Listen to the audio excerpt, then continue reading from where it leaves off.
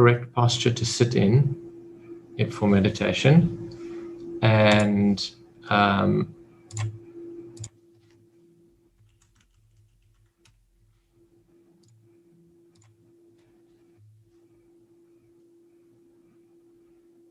if you can sit on the floor in one of these postures, it's going to be easier for you to meditate. It's going to allow you to go deeper in your meditation compared to if you're sitting in a chair. And you definitely shouldn't be lying down. So unless you are bedridden or in hospital, you shouldn't be lying down to meditate. It's not meditation. It's maybe a practice of relaxation, maybe a practice of yoga nidra, but it's not meditation, and you must understand the difference. If you do not sit to practice your meditation, there's no other way of going deeper. There's just no other way. Even if you took a whole, liter of LSD, you would only catch a glimpse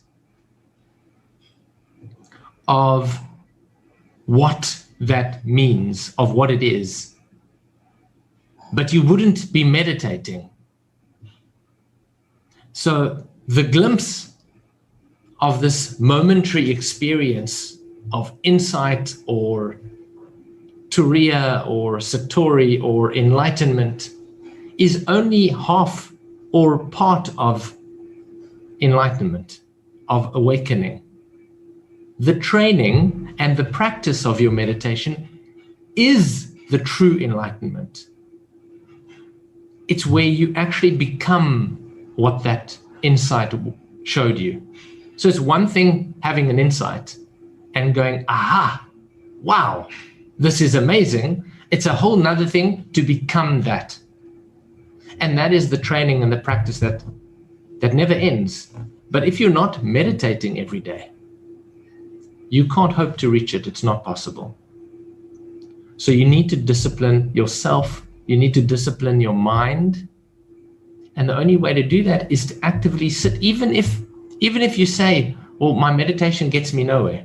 Even if you say, my meditation is painful every day. It doesn't matter.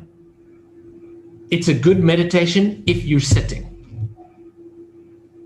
Whether the meditation itself is good or bad is irrelevant. And you will only realize the truth of that when you begin to sit after some time. Okay, good. All right. So, what do you need for meditation? Firstly, you should be doing this on a carpet or carpeted floor. If not, you need more than one of these. Just a thick, heavy, or dense blanket is fine. So what we do is, number one, lay out the dense blanket. Number two, you need a cushion won't work. You need a foam, a hard foam. Now you can get this from us. I don't know if you've all got one of these, but you can get one from us. You need a hard, dense foam. You put that underneath the blanket. Right. So now the next one is you need the wedge that we've covered in felt. So let's fold this because I need a little bit more height over here for me.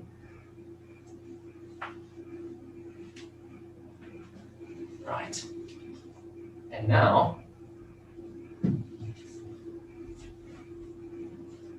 this is the simplest position, the easiest position, and also the best position to sit in when you meditate. You bring your heel, now it depends on which leg is or which hip is more flexible. You bring your heel into the midline of your body, and because you've now raised your hips, your knee should quite easily touch the floor, and then your other leg just in front of that foot.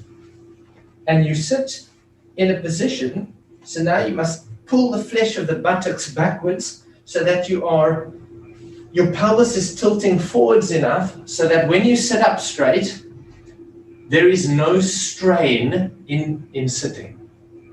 It shouldn't feel like if you relax, you would slump forward. In fact, there should be a natural balance in this position. The next thing is, because I've raised my hips, and I'll show you in the next posture why this is important. Because I've raised my hips now, because I'm sitting on this, my feet are too low to just place my hands in my lap. Because what happens here, because this is too low now, what happens over time is the weight of your arm will pull gently down and it will start to cause a strain in your neck. I don't know if you've already felt that. So what I do is I just fold another blanket, put that on my heels, and then rest my palms there. So that when you sit in meditation, there's an elongation, a natural elongation up the spine, and a very comfortable sitting position. So this is probably going to work for most of you. And my suggestion is this is the one that you use. If you need more height, that's fine. Again, you just need a very firm base. I initially used to do folded towels, but the problem with folded towels is that they start to compress so that after the third time you sit on it, you're now actually lower than you were before, which means you need to add towels, and that just becomes impractical. So the next position, which is half lotus. So if you're really flexible and you wanted to sit in half lotus, then you wouldn't need the wedge, and you wouldn't need the blanket, because by sitting in half lotus, your feet are in a position where they support your hands. Now, if we were used to sitting on the floor and you could sit in half lotus, this would actually be a better position because it starts to lock the pelvis in the right position. Full lotus, I'm not going to do that for you now,